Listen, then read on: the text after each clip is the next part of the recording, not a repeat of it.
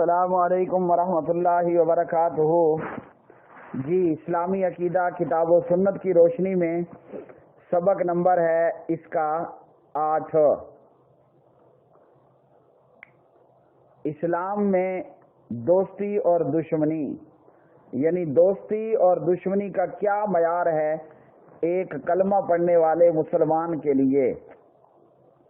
اللہ کے لیے دوستی رکھنا اور اللہ کے لیے دشمنی رکھنا یہ مسلمان کے لیے ضروری ہے۔ جو لوگ کافر ہیں، مشرک ہیں، غیر اللہ کی پوجا کرنے والے ہیں اور بدعتی ہیں، ان سے بغض رکھنا، اور اسی طرح جو اللہ کی توحید، نبی کی رسالت پر ایمان لانے والے مومن ہیں، موحد ہیں اور قرآن و سنت کی پیروی کرنے والے ہیں، ان سے دوستی رکھنا ضروری ہے۔ فرمان باری تعالی ہے، اعوذ باللہ من الشیطان الرجیم، والمؤمنون والمؤمنات بعضهم اولیاء بعض۔ مومن مرد اور مومن عورتیں ایک دوسرے کے دوست ہیں۔ حدیث نبوی صلی اللہ علیہ وسلم ہے، اسلام کا سب سے مضبوط ربط رضا الہی کے لیے، اللہ کے لیے محبت کرنا اور اللہ کے لیے ہی دشمنی کرنا، الحب فی اللہ والبغض فی اللہ۔ اسی طرح نبی صلی اللہ علیہ وسلم نے فرمایا، من احب للہ وابغض للہ واعطى للہ ومنع للہ فقد استکمل الایمان۔ جس نے اللہ کی خوشی کی خاطر محبت کی، اللہ کی خوشی کی خاطر دشمنی کی، دیا تو اللہ کے لیے دیا، روکا تو اللہ کے لیے روکا، یقیناً اس نے اپنا ایمان مکمل کر لیا۔ ابو داؤد امام البانی علیہ رحمہ فرماتے ہیں کہ یہ روایت حسن ہے۔ حدیث نبوی ہے، پیارے نبی صلی اللہ علیہ وسلم فرماتے ہیں، اللہ کے کچھ ایسے بندے ہیں جو نہ نبی ہیں نہ شہید ہیں، لیکن قیامت کے دن انبیاء، شہداء اللہ کے نزدیک، انبیاء اور شہداء ان کے مقام و رتبے کو دیکھ کر رشک کریں گے۔ اللہ کے کچھ بندے ایسے ہیں جو نبی بھی نہیں ہیں، شہید بھی نہیں ہیں، لیکن انبیاء اور شہداء ان کے درجے اور مقام کو دیکھ کر ان کے اوپر رشک کریں گے۔ تو لوگوں نے پوچھا وہ کون لوگ ہوں گے؟ آپ نے فرمایا وہ ایسے لوگ ہوں گے جو بغیر مادی لالچ اور رشتہ داری کے، کوئی دنیا کا کوئی لالچ نہیں ہوگا، کوئی رشتہ داری نہیں ہوگی، صرف اللہ کی رضا کی خاطر باہمی محبت کریں گے۔ اللہ ان کے چہروں کو منور کر دیں گے اور وہ خود روشنی کے اندر ہوں گے۔ یہ لوگ قیامت کے دن نہ ان کے اوپر کوئی غم ہوگا نہ کوئی خوف ہوگا۔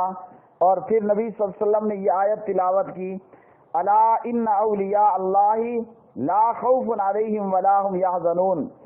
سنو، جو اللہ کے دوست ہیں ان کے لیے نہ کوئی خوف ہوگا نہ کوئی رنج ہوگا۔ ابن عباس رضی اللہ تعالی عنہ نے فرمایا، اللہ کے لیے محبت، اللہ کے لیے بغض، دوستی اور دشمنی،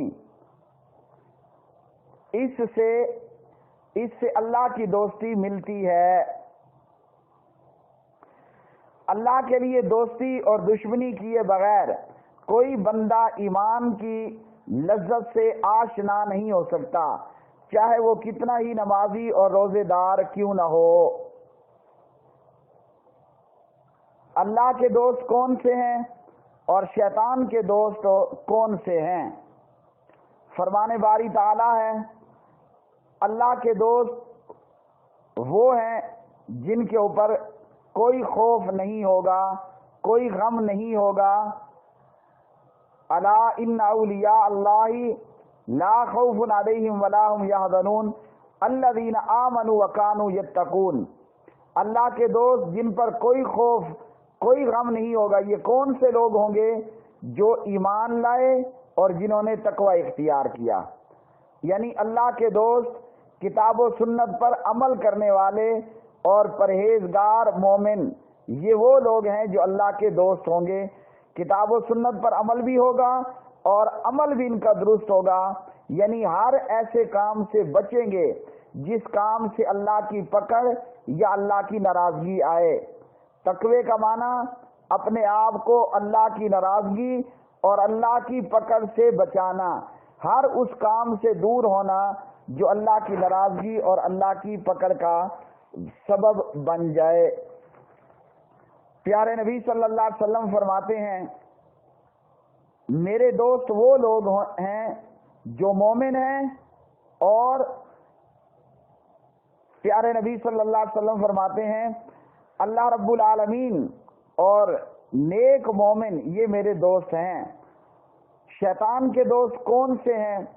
جو اللہ کی مخالفت کریں، کتاب و سنت سے انکار کریں، بدعات اور خواہشات کے پیروی کرنے والے ہوں، غیر اللہ کو پکارتے ہوں اور اللہ کے عرش پر ہونے کا انکار کرتے ہوں، اور اسی طرح لوہے کی چیزوں سے اپنے آپ کو مارتے ہوں، آگ کھا جاتے ہوں، مجوسی اور شیطانی اعمال کے مرتکب ہوں، یہ لوگ اللہ کے دشمن ہیں اور شیطان کے دوست ہیں۔ فرمان باری تعالی ہے، وَمَن يَعْشُ عَن ذِكْرِ الرَّحْمَنِ نُقَيِّضْ لَهُ شَيْطَانًا فَهُوَ لَهُ قَرِينٌ وَإِنَّهُمْ لَيَصُدُّونَهُمْ عَنِ السَّبِيلِ وَيَحْسَبُونَ أَنَّهُمْ مُهْتَدُونَ۔ جو شخص اللہ رحمان رحیم کے ذکر سے غفلت کرتا ہے، فرمایا ہم اس پر ایک شیطان مسلط کر دیتے ہیں، جو شیطان اس کا دوست بن جاتا ہے۔ یہ شیاطین ایسے لوگوں کو سیدھے راستے پر آنے سے روکتے ہیں، جبکہ شیطان کے دوست یہ سمجھتے ہیں کہ ہم ٹھیک جا رہے ہیں۔ تو جو اللہ کے ذکر سے غافل ہو، شیطان اس کو اپنا دوست بناتا ہے، اور شیطان کا دوست یہ سمجھتا ہے کہ ہم سیدھے راہ پر جا رہے ہیں۔ شرک اکبر اور اس کی قسمیں۔ شرک اکبر کسے کہتے ہیں؟ غیر اللہ کے لیے کسی طرح کی عبادت کرنا شرک اکبر کہلاتا ہے، جیسے پکار، ذبیحہ وغیرہ۔ فرمان باری تعالی ہے، وَلَا تَدْعُ مِن دُونِ اللَّهِ مَا لَا يَنفَعُكَ وَلَا يَضُرُّكَ فَإِن فَعَلْتَ فَإِنَّكَ إِذًا مِّنَ الظَّالِمِينَ۔ اور اللہ کو چھوڑ کر کسی ایسی ہستی کو نہ پکارو جو تجھے نہ فائدہ پہنچا سکتی ہے نہ نقصان، اگر تو ایسا کرے گا تو ظالموں میں سے ہوگا۔ اسی طرح پیارے نبی صلی اللہ علیہ وسلم سے سوال ہوا کہ سب سے بڑا گناہ کیا ہے؟ تو آپ صلی اللہ علیہ وسلم نے فرمایا، سب سے بڑا گناہ یہ ہے کہ تم اللہ کے ساتھ شریک ٹھہراؤ جبکہ اللہ نے تمہیں پیدا کیا ہے۔ اللہ کے نزدیک سب سے بڑا گناہ کیا ہے؟ اللہ کے نزدیک سب سے بڑا گناہ شرک اکبر ہے۔ جناب لقمان اپنے بیٹے کو وصیت کرتے ہیں، یا بنی لا تشرک باللہ ان الشرک لظلم عظیم۔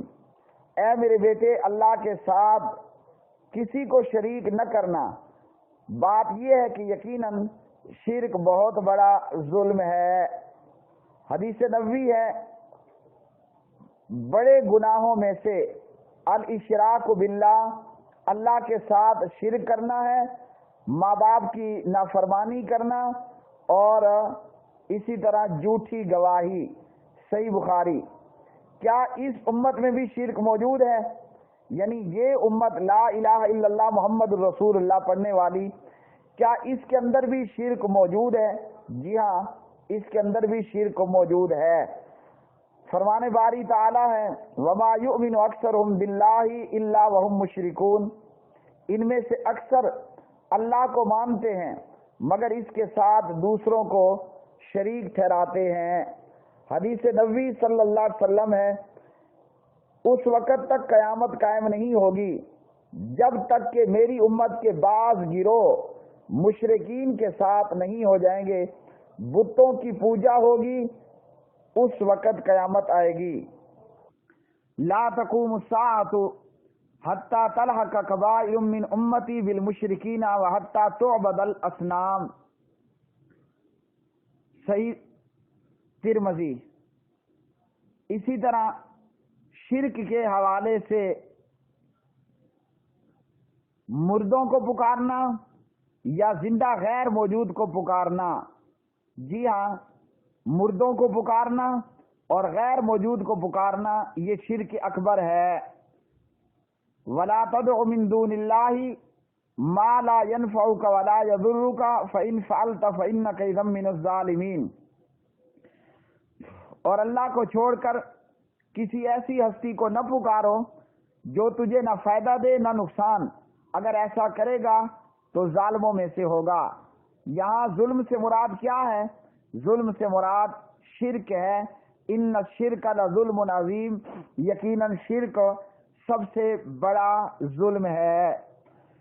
پیارے نبی صلی اللہ علیہ وسلم فرماتے ہیں من مات وهو يدعو من دون اللہ ندا دخل النار. صحیح بخاری. جو غیر اللہ کو پکارتے ہوئے مر گیا، یعنی غیر اللہ کو پکارتا تھا، انہی اعمال کے ساتھ اس کی موت آئی تو یہ شخص جہنمی ہے. کیا پکارنا عبادت ہے؟ جی ہاں، پکارنا عبادت ہے. فرمان باری تعالی ہے وَقَالَ رَبُّكُمُ ادْعُونِي أَسْتَجِبْ لَكُمْ إِنَّ الَّذِينَ يَسْتَكْبِرُونَ عَنْ عِبَادَتِي سَيَدْخُلُونَ جَهَنَّمَ دَاخِرِينَ. تمہارا پروردگار یہ فرماتا ہے مجھے پکارو، میں تمہاری دعائیں قبول کروں گا، اور جو تکبر میں آ کر میری عبادت یعنی میری پکار سے منہ موڑے تو ضرور وہ ذلیل خوار ہو کر جہنم میں داخل ہوگا. حدیث نبوی ہے الدعاء والعبادہ. ترمذی. پکارنا عبادت ہے. کیا مردے پکار سنتے ہیں؟ یعنی جو لوگ پیارے نبی کی قبر پہ جا کر ہاتھ کھڑے کر کے کافی دیر شرطوں کے منع کرنے کے باوجود پکارتے رہتے ہیں. کوئی پرچیاں لکھ کر جالی میں ڈالنے کی کوشش کرتا ہے تو کوئی منہ میں دعائیں کر رہا ہوتا ہے، میری شادی نہیں ہو رہی، میری نوکری نہیں لگ رہی، یا رسول اللہ کرم کیجئے، یا غوث کرم کیجئے، یا پیر فقیر فلاں فلاں کرم کیجئے. تو کیا مردے پکار سنتے بھی ہیں؟ جی، مردے پکار نہیں سنتے. فرمان باری تعالی ہے وما انت بمسمع من فی القبور. اے پیغمبر، آپ ان لوگوں کو نہیں سنا سکتے جو قبروں میں دفن ہیں. یہاں یہ یاد رکھیے، وہ سننا جو حدیث سے ثابت ہو یا نبی کا معجزہ ہو وہ اس سے ہٹ کر ہے. مردے کو دفن کرنے کے بعد مردہ جاتے ہوئے لوگوں کی جوتیوں کی آواز سنتا ہے، یہ درست ہے. اللہ کے پاک نبی نے بدر کے کنویں میں موجود کافروں سے خطاب کیا، یہ درست ہے اور یہ صحیح حدیث سے ثابت. اس کے علاوہ مردے سنتے ہیں قطعاً کوئی نہیں. صحیح بخاری. فرمان باری تعالی ہے انما یستجیب الذین یسمعون والموتى یبعثهم اللہ ثم الیہ یرجعون. دعوت حق پر لبیک وہی لوگ کہتے ہیں جو سننے والے ہیں، یعنی بات سن کر اس کو پورا وہی لوگ کرتے ہیں جو سننے والے ہیں. اور رہ گیا معاملہ مردوں کا تو اللہ انہیں ان کی قبروں سے قیامت کے دن اٹھائے گا. اب یہاں سے یہ معلوم ہوا مردے نہیں سنتے. نمبر 2، البریلویہ اور دیگر مشرکوں کا یہ کہنا کہ یہ اہل حدیث لوگ بتوں والی آیات ہم پر چسپاں کرتے ہیں تو ثم الیہ یرجعون، اور اسی طرح یبعثون آیات بینات میں جو اللہ نے بیان کیا، قیامت کے دن بتوں کو نہیں کھڑا کیا جائے گا. جن بابوں پیروں فقیروں کی عبادت کی گئی، جن کو پکارا گیا، ان کو کھڑا کیا جائے گا. اور مردے نہیں سنتے، نہ مردے آنے والوں کے حالات سے واقف ہوتے ہیں کہ کون ہماری قبر پہ آ رہا ہے. زکریا صاحب فضائل اعمال میں لکھتے ہیں بزرگوں کی قبروں پہ آیا جائے تو پاؤں کی طرف سے آیا جائے، سر کی طرف سے نہ آیا جائے، تاکہ बाबे को और मुर्दे को देखने में दिक्कत न हो। तो ये जो उन्होंने लिखा झूठ लिखा। अशरफ अली थानवी अरवाह सलासा में लिखते हैं कि शाह वलीउल्लाह के बाप ख्वाजा बख्तियारुद्दीन काकी की कब्र पर गए, मराकबा किया। ख्वाजा बख्तियारुद्दीन ने कब्र में दफन होते हुए बताया तेरी बीवी हामला है, पेट में लड़का है, कुतुबुल अख्ताब है, बहुत बड़ा वली बनेगा। तो कुरान मजीद की आयतों से हमें मालूम हुआ ये सारे किस्से झूठे किस्से हैं और शिर्क पर मबनी किस्से हैं। इसी तरह बाज लोगों का ये कहना कि हम नबी सल्लल्लाहु अलैहि वसल्लम की कब्र पर दरूद पढ़ते हैं तो नबी सुनते हैं, कोई नबी नहीं सुनता। हाँ, हमारा दरूद अल्लाह के नबी पर फरिश्ते पहुंचाते हैं। जैसा कि नबी सल्लल्लाहु अलैहि वसल्लम ने फरमाया, अल्लाह रब्बुल आलमीन ने कुछ फरिश्तों की ड्यूटी लगाई है, वो जमीन में चलते फिरते हैं। यबलुगुनी अन उम्मती सलाम, मेरी उम्मत का सलाम मुझे पहुंचा देते हैं। तो ये काम फरिश्तों का है।